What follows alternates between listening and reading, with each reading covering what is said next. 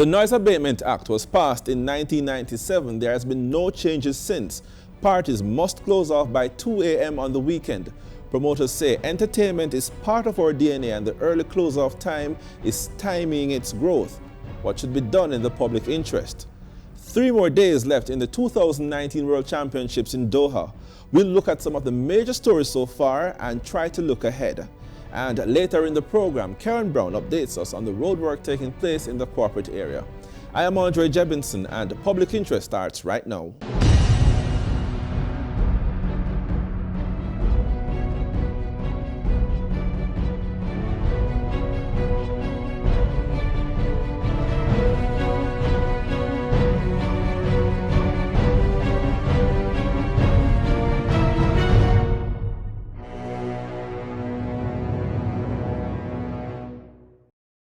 So we've heard from the Minister of National Security and also the Minister of Culture, Entertainment and Sports that consultations are taking place regarding the Noise Abatement Act.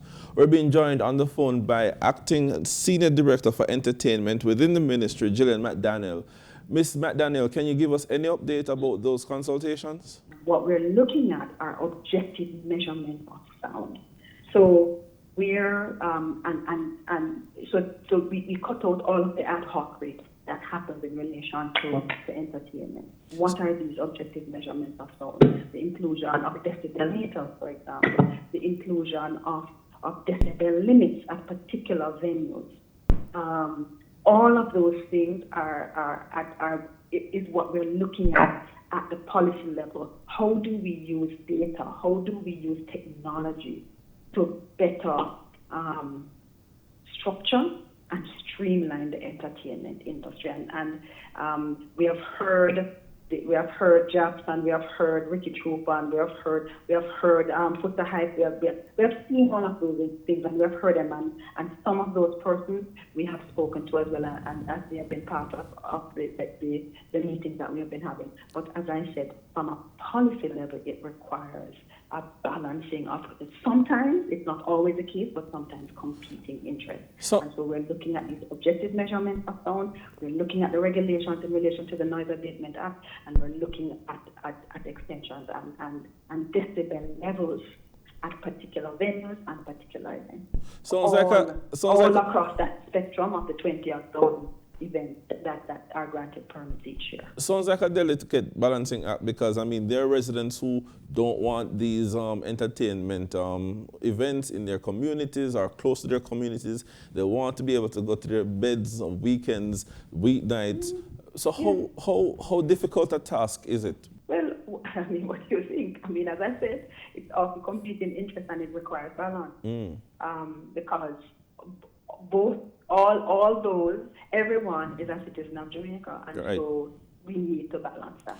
So when can we see something concrete? Because, I mean, we've been hearing about this consultation process. I mean, it might predate you and predate this administration and so on, but we've been, Dwight Nelson, I heard, spoke about it in 2011, 2013, 2015, and it seems like something, you know, the conversation keeps coming up. I think the fact is that, you know, and this is a very important point you're making, that it's been happening for a long time, and it's because it's a vexed issue, and it is not something that we should think about lightly, because it goes to the livelihood and the heart of Jamaica in relation to entertainment, and the fact that Jamaica has produced 6 genres of music. So music is the heart of the Jamaican brand. But another thing, and also we also have to understand that if we are to be productive, people also need to rest in their home. So you see, it's a big issue and it needs balancing. So we understand the length of time. Legislation doesn't happen overnight. It's a process. Another thing you hear though is that it's a small man who is getting this squeeze, because I said that Sumfest, Sting, those major festivals, those major parties, they go on until whenever. But if a man holds something in their community or even on a larger scale, those are the ones that the police are coming down and actually closing down. How do you then treat with those? How do we treat with what seems to be this? We're talking about objective measurements of sound. Because once we put in objective scientific measures, everything terms of this, it removes the discretion, and so this is where we are moving to. So one rule will apply to everybody. Absolutely. All right. So when will we see something tangible again? You started to answer that. The timelines are, I mean, we have short timelines within which to turn around a lot of these policy things. Legislation is going to take much longer in terms of the amendments, the specific amendments to the Act, but the regulation to the Act would take a much shorter time. And of course, so we're seeing that in short order. And I'm not going to tell you that it's going to be, it can't be tomorrow.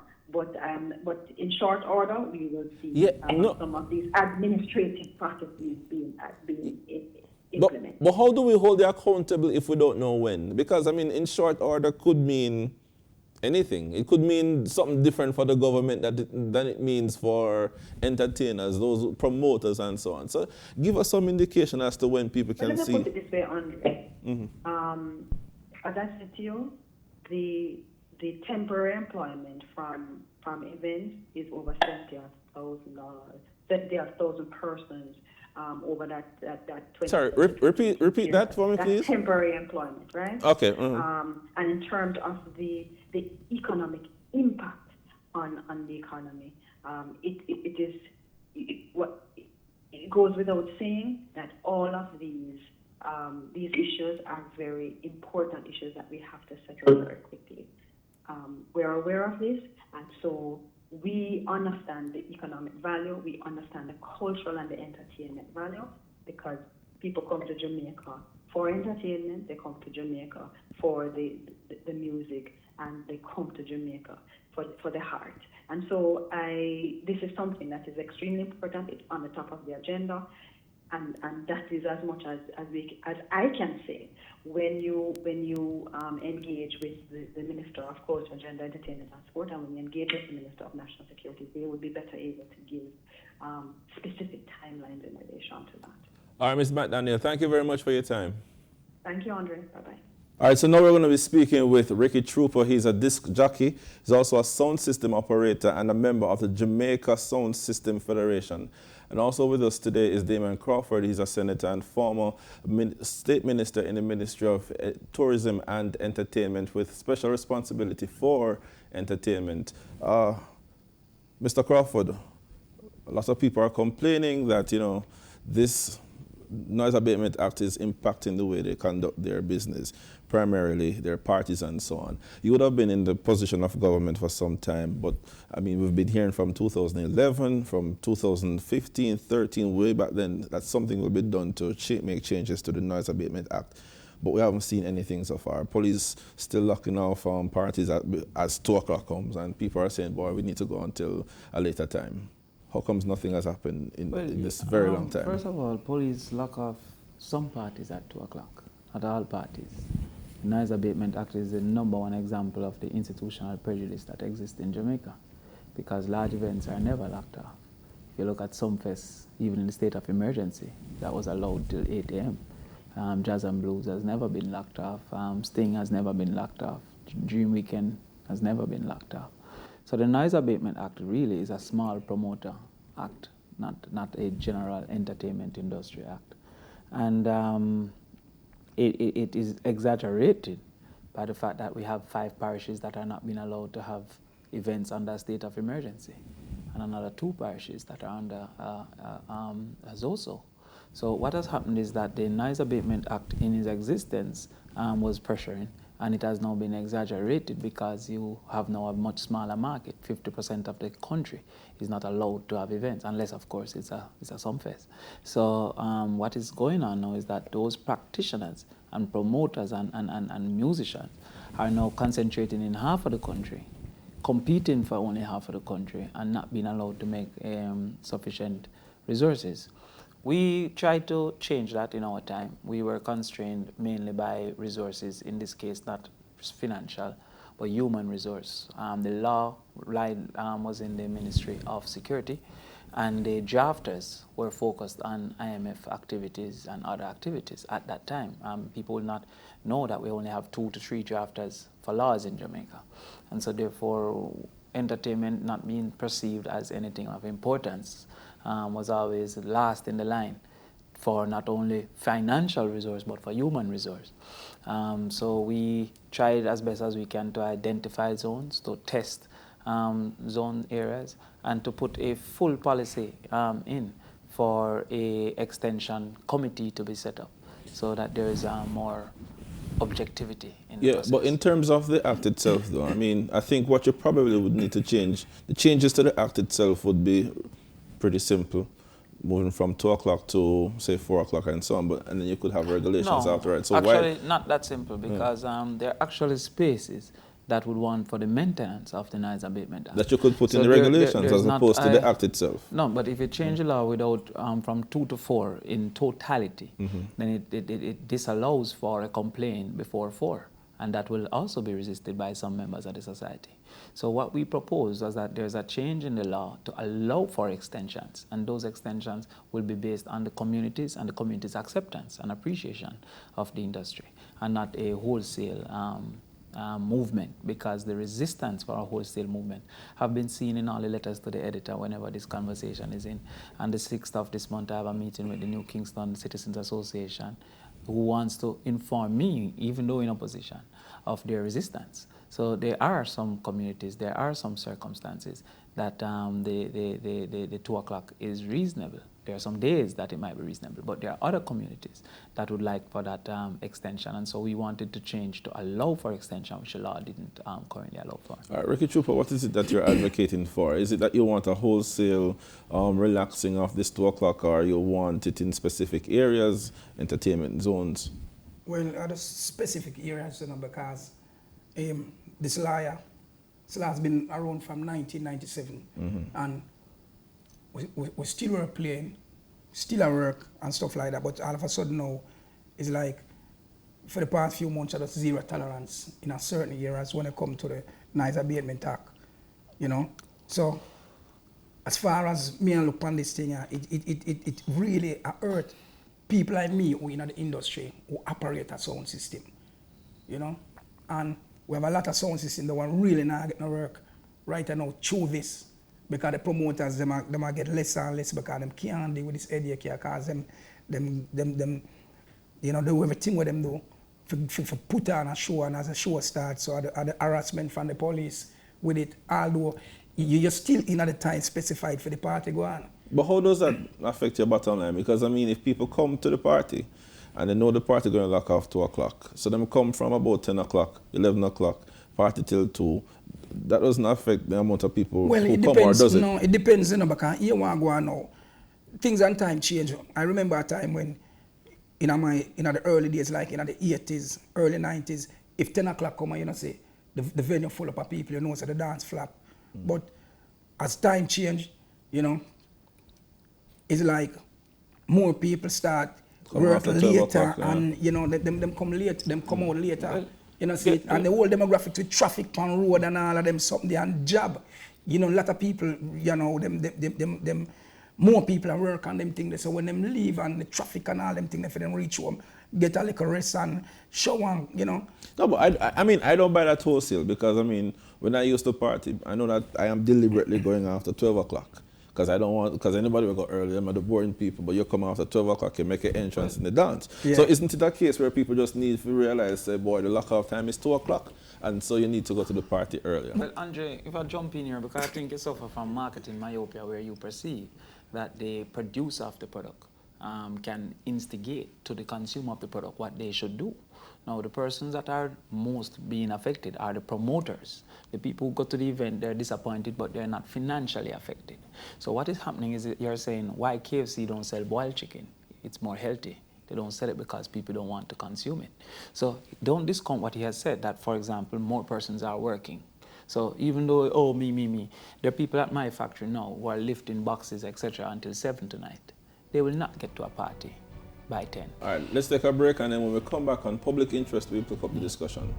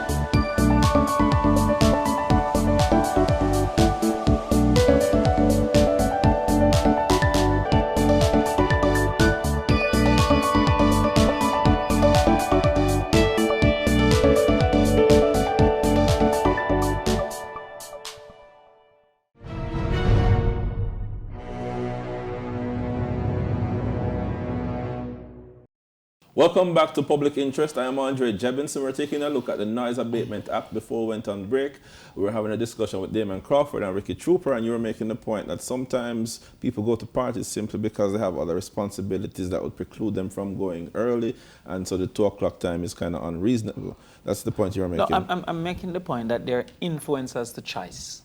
There's influences to what we wear, what we eat, why we eat. So, for example, if I have diabetes, then I'll eat less sugar. I don't mean I don't like sugar. It just means that my reality shows that. So I'm saying that the choice to go late may have been influenced by some changes in our society over time. Everybody's working, for example. So therefore, the dinner will be cooked after work, while when only the father was working, the dinner will be cooked 2 o'clock. You come home to dinner. So that delays what time you can go out to an event. The traffic and the delay in getting home, that delays what time you can go to an event. The stress of work, which don't adhere to the 8-hour work week anymore, or the effort that is necessary post-work. So those things delay the reality. But the major point I'm making is that the assumption that the consumer is being punished by the Noise Abatement Act is incorrect. It is really the producer of the event that is being affected. And that includes not only the selector, but it includes the promoter, it includes the jerk chicken people who make a lot of money from that. It includes the chicken vendor, the big companies who also then sell through the jerk chicken people. It includes the bars outside and inside, the taxi persons. But it also includes the hairdressers, who have less persons. Once entertainment reduces, then consumption of hair and grooming reduce, consumption of clothes reduce, and all of that. So there's a general economy that we must consider as a society, no less than we consider tourism, no less than we consider manufacturing, no less than we consider farming. And the noise, which is a nuisance of the industry, is no less than the stench, which is a nuisance of farming, or the dust that's a nuisance of mining, or the traffic that's a nuisance of tourism. But those nuisances are never used to kill those industries. They seek to mitigate them and to channel them into spaces more so than to kill those industries. All right, so Ricky Trooper, you're saying move the time from 2 o'clock to 4 o'clock, and that would suit you. Give the whole industry some more time, because as Damien said, the small man really I feel it, You understand? The small man I feel it, and the big man we keep the dream weekend and stuff like that. And when it comes to the entertainment industry, the small man keep more parties than the man who keep the dream weekend once a year and the summer festival go on once a year, because we keep that part of the economy moving. Right, but if I am at home, and I know you mentioned this earlier, if I am at home, let's take Mascam for example. There are several communities around that area. I don't want to hear enough about it after 2 o'clock. I want to go to my bed and wake up for church tomorrow morning or work Monday morning. Why do I need to endure your music until 4 o'clock? But Jamaica, you have choices, Same like in Jamaica, you have the GLP and you have the PMP. See, some people love the GLP, some people love the PMP, so you have choices, So you are there now. You don't want to hear the music after 2 o'clock. But want to the masses who go to that. No, but you come into my community. You're coming into my community to make noise. But the thing is, maybe you alone don't want to hear the music.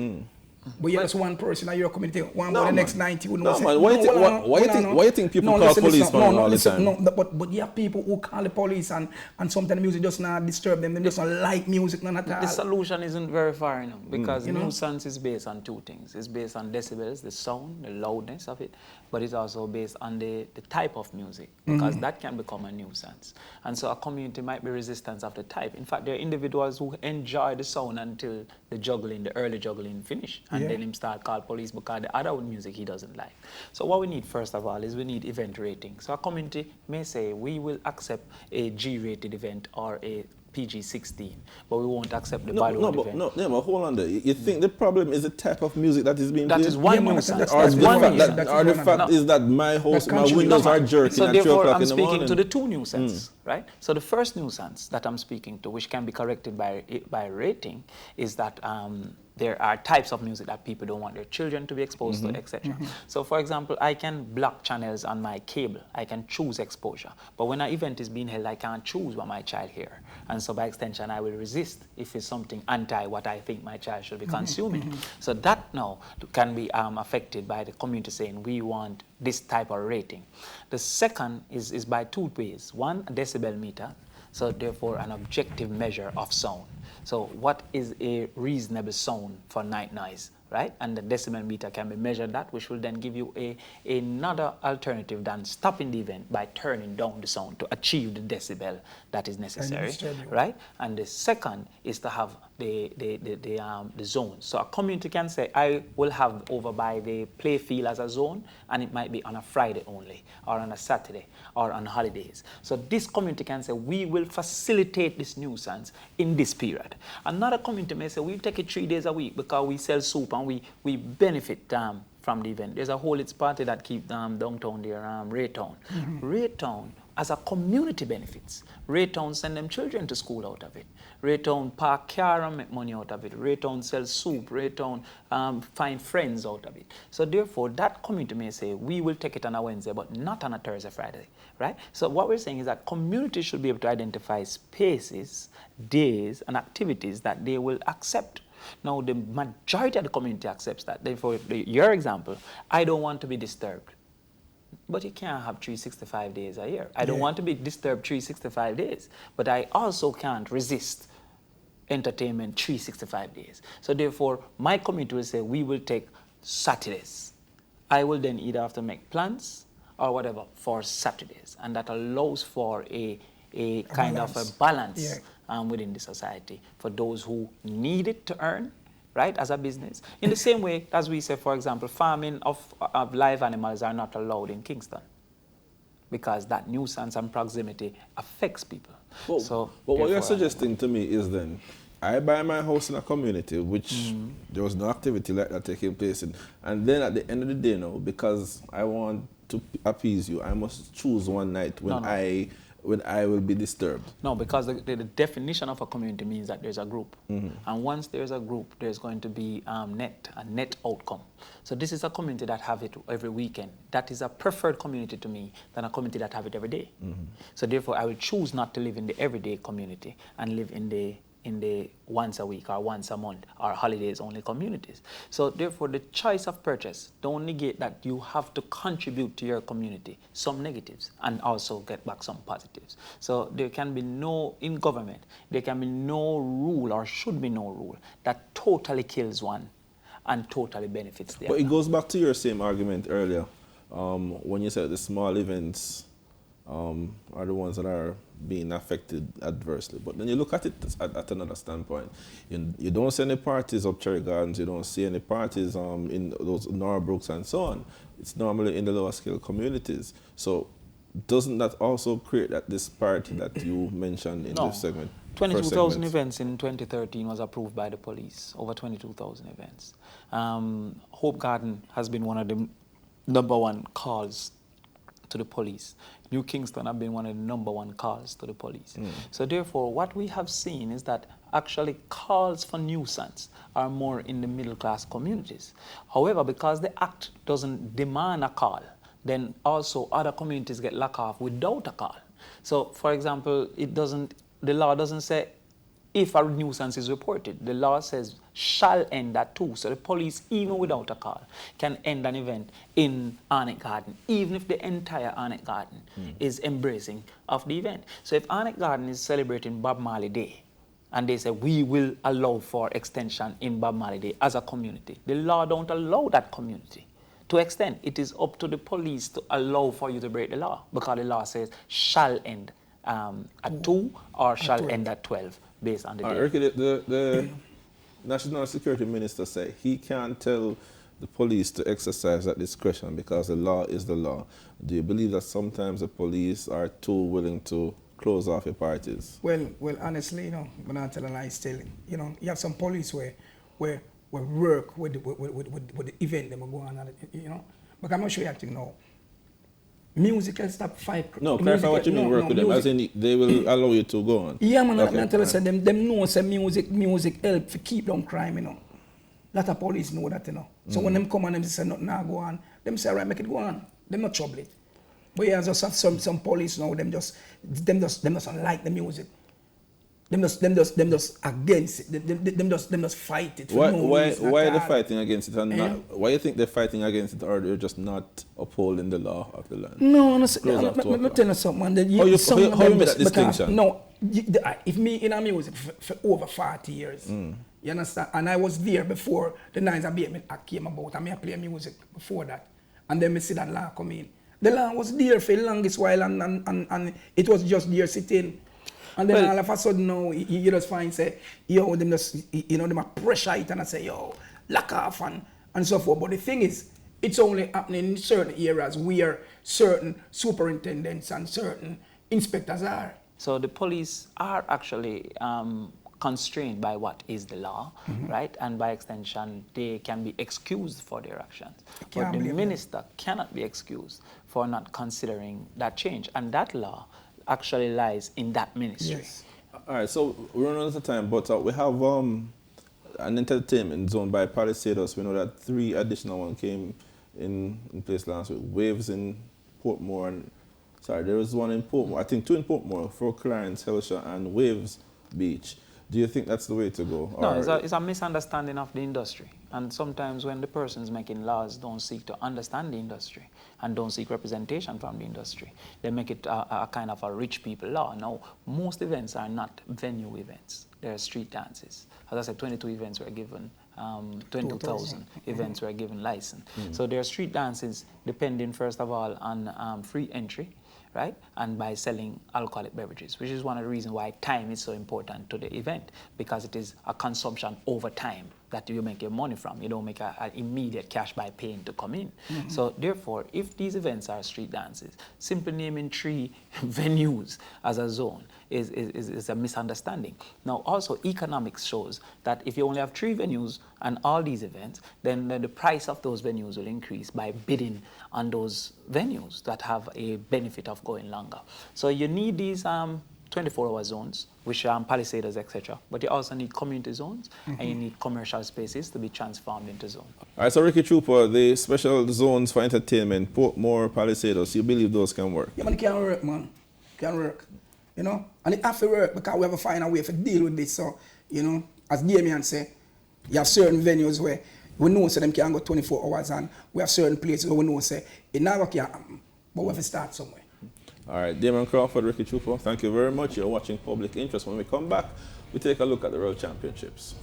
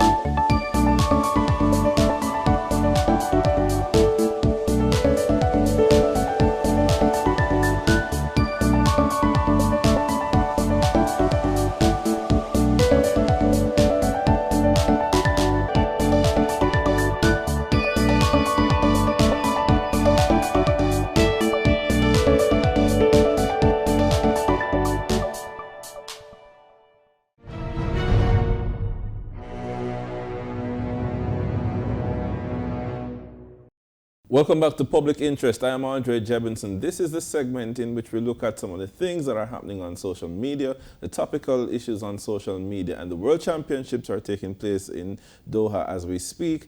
And naturally, people have been expressing themselves about, you know, some of the predictions that didn't happen, some that happened, some of the surprises, and some of the feel-good events that actually took place. So you'll remember last week we took a look at what we thought would have happened. Now the championships are in place. We can actually look back at some of those past events and look ahead to what we expect for the rest of the championships.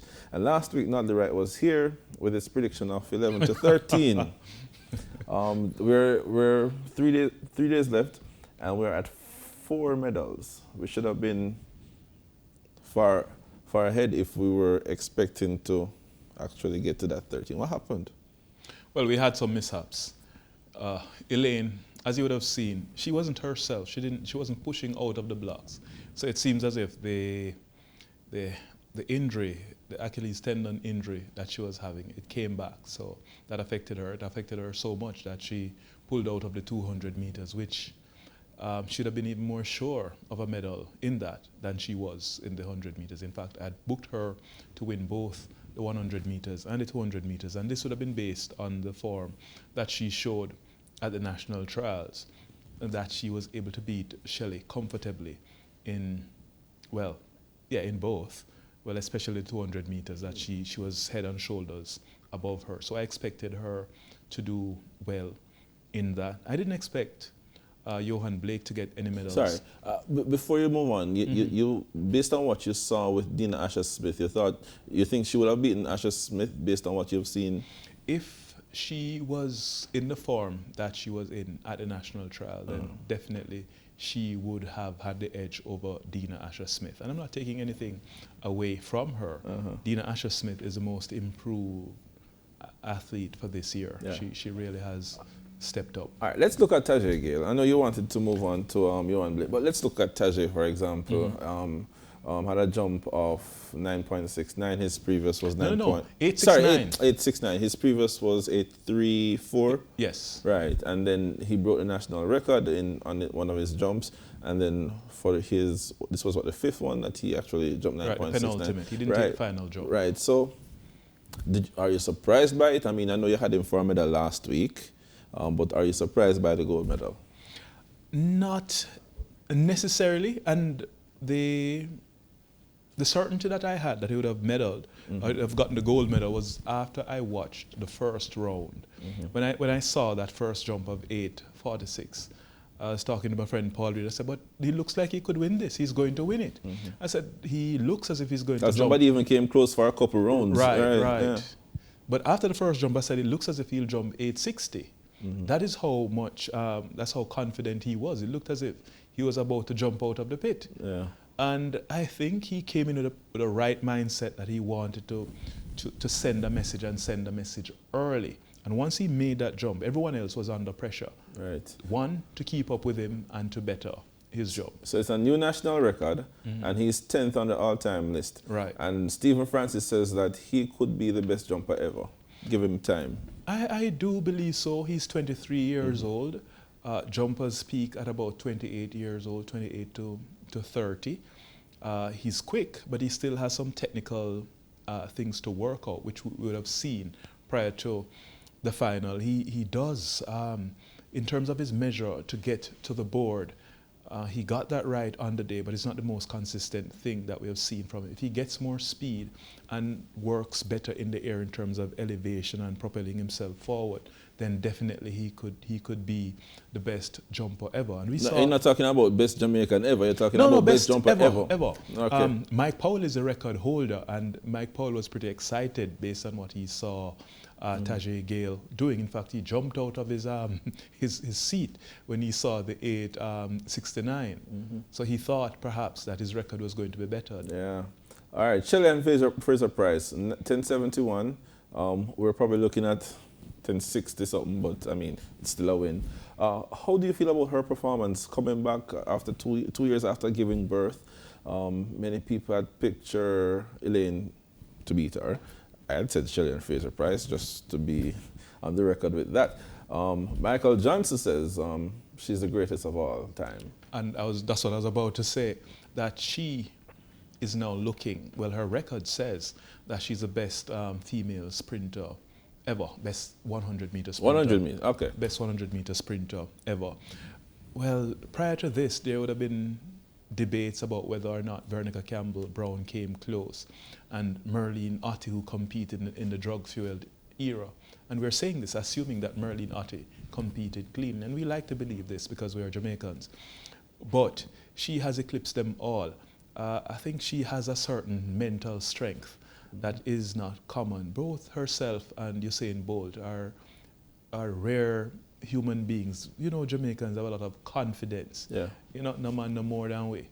And even in music, we see that where Bob Marley could have gone on the international stage and believed that he had this this self-regard where he felt he was just as good, if not better than anyone else. And we're seeing this coming out in a positive way, and Shelley epitomizes that. Are you willing to place her above Merlin Ottey and Veronica Campbell-Brown as the all-time Jamaican? Because, I mean, the argument is there that, the record Shelley is there. Yeah, but Shelley hasn't done as much in the 200 as she has in the 100 meters.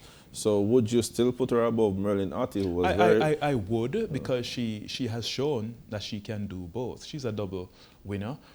No, we know you can win races, but at the end of the day, people count how many medals they have and just the body of work that you... The quality of the medals, the longevity, and she's the only one who has repeated at the Olympics, the 100 meters, and she's going for it again next year. Right. And I wouldn't bet against her. And World Championship is the year after, so she has that time to actually improve on what she has done. And I wouldn't bet against her being the champion that she is. She's that mentally tough. And to come from where she has come from, Waterhouse, and succeed the way that she has. When you look at the fact that her first Olympics, there was a campaign, in fact, to get her out, to have Veronica Campbell-Brown compete.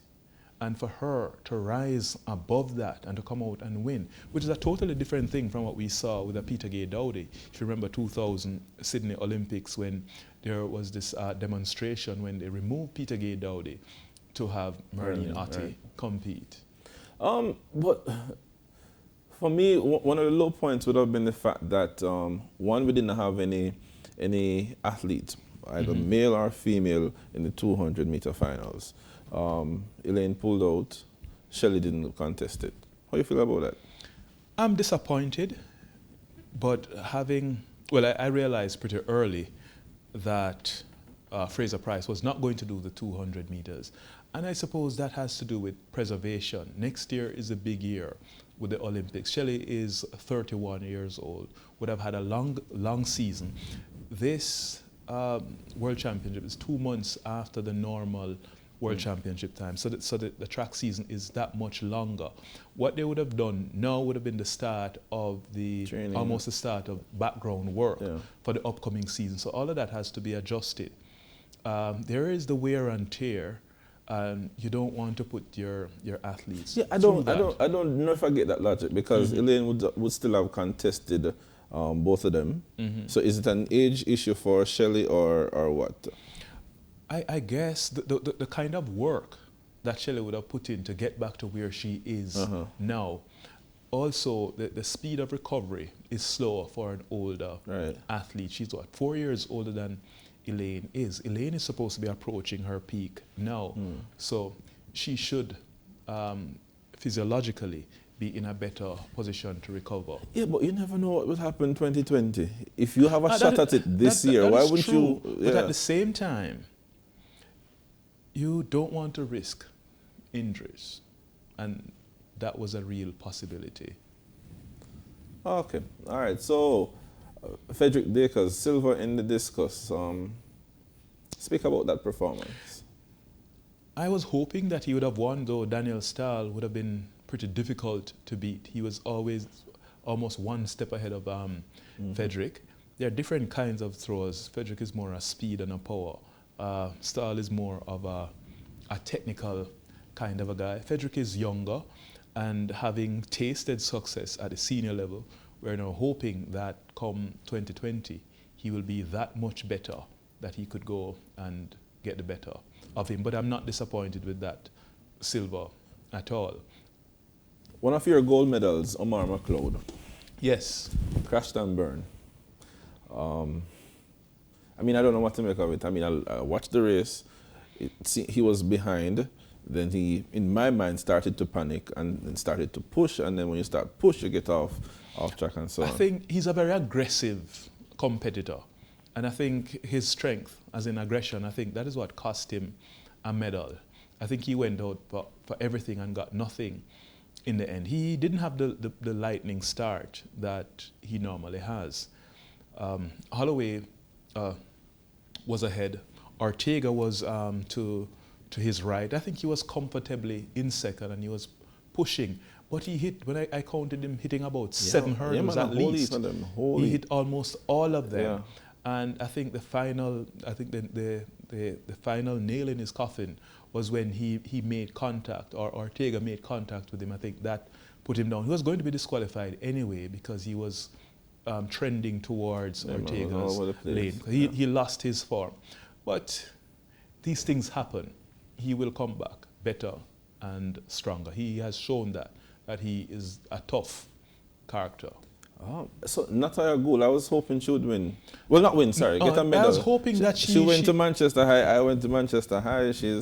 I was hoping that she would at least get third, but you know, she had some difficulties with that girl from Uganda. I too am from country, so I have some country sentiments too. I was hoping that she would have at least got the bronze. I think she was ranked number 3 going in, and the ranking is based on point system, not necessarily the fastest time, but consistently she has been up there, and it was there for her to take, but she got herself in some uncomfortable positions, so we lost a few medals there. Getting the wrap, but what's your projection for the relays, women? We got some 4x1 women. I'm looking at least a bronze with Elaine out. That reduces our chance. I think we would have had the gold had she not been out.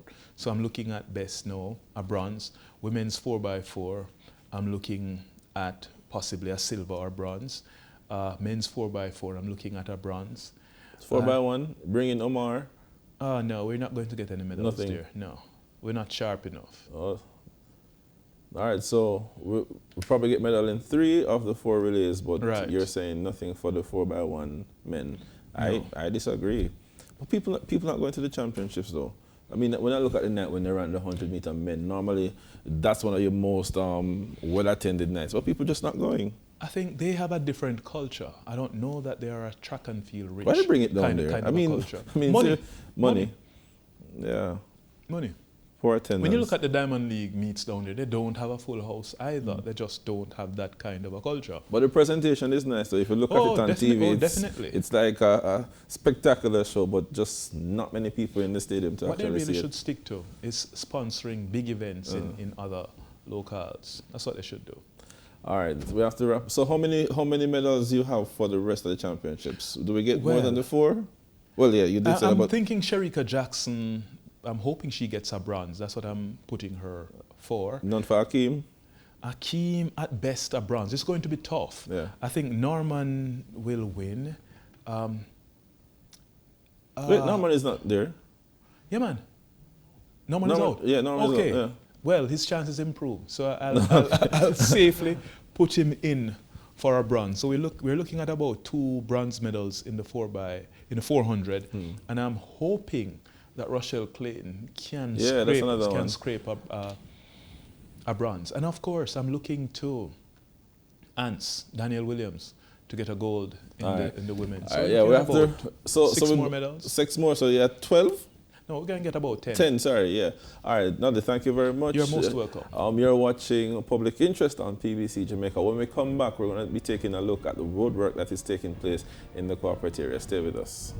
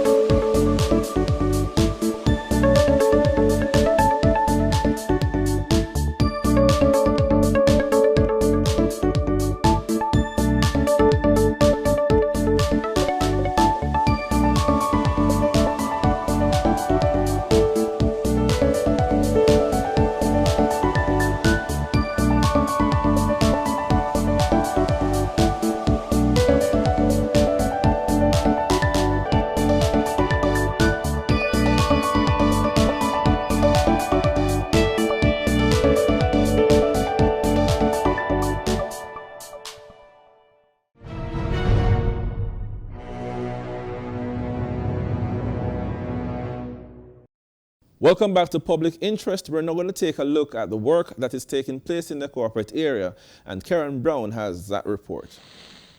On January 19, 2013, the government of Jamaica and the China Harbor Engineering Company, CHEC, signed a US $352.94 million program aimed at significantly improving Jamaica's road network. We spoke with Stephen Shaw, Communications and Customer Service Manager at the National Works Agency. The National Works Agency is responsible for the island-wide main road network, which is roughly 5,000 kilometers in length. The road network is classified or further classified into Class A, Class B, and Class C roads. So the Class A roads are those that we would say ring the country, so the highways, so the roads that will take you from Kingston to Negril, Negril to Montego Bay, Montego Bay to Port Antonio to Harborview. Those would be part of the Class A network.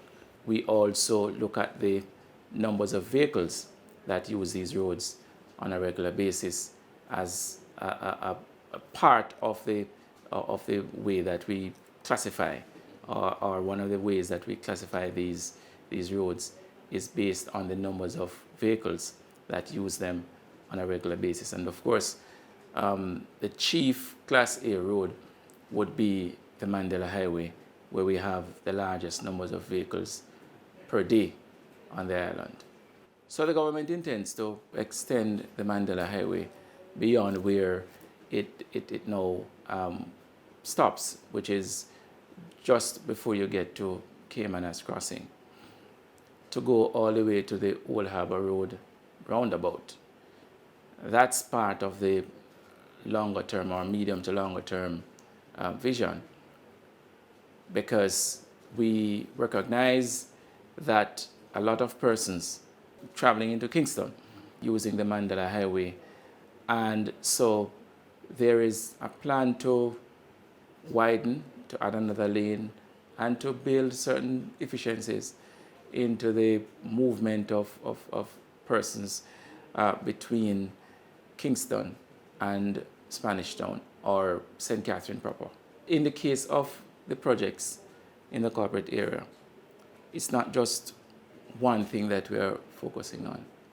It's a complete project. So we have drainage works that we're doing. We're putting in new water lines, we're putting in new sewer lines where none existed. And of course, on top of that, we're building a new road. Before we even get to those activities, we have to do land acquisition. All of these things take some amount of time to plan and to execute. And even in the process of executing these plans, you will find things on the ground you have to deal with. And so from time to time, persons will see or experience some challenges, some difficulties during the execution of the works.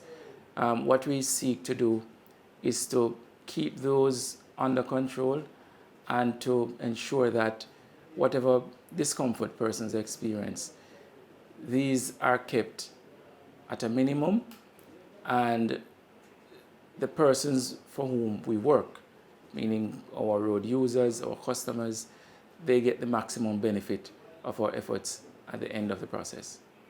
What persons are actually seeing in the main now along Hagley Park Road is where the first lift of asphalt would have been put down. The asphalt the paving of the road is done in layers. So the first layer is put down, which is really what we refer to as a binding course. It holds the base together, because if we had not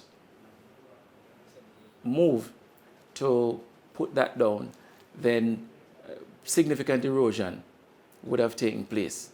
And that is what we are seeking to prevent, having reached at a point where the base has been laid, oiled, it would have been ready for paving. But of course, there are other aspects of the works that are to be done. So we put the first layer while we work on completing the other aspects. Second layer is going to be coming, and we have actually started the process on all of these roads.